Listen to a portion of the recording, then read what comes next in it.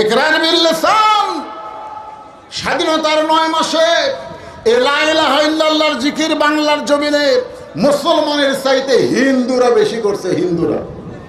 হিন্দুরা বেশি করছে, কারণ আর্মিদেরকে দেখলি তারা বলতো লা ইলাহা ইল্লাল্লাহ, লা ইলাহা ইল্লাল্লাহ, বিলকুল ঠিক হয়।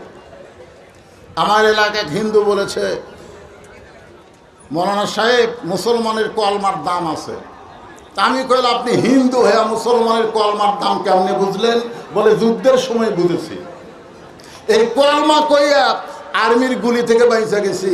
আমি কইলাম, দাদা, শুধু মুখে কলমা রাখার কারণে আর্মির গুলি থেকে যদি আপনি বাঁচতে পারেন, তাসদিক বিল জানান, এই কলেমা যদি কলিজার মধ্যে জায়গা দিয়ে আমল করতে পারেন, জাহান্নামের আগুন থেকে আল্লাহ বাঁচায় দিবে। তাহলে শুধু মুখে মুখে কলেমার জিকির করলে হবে না।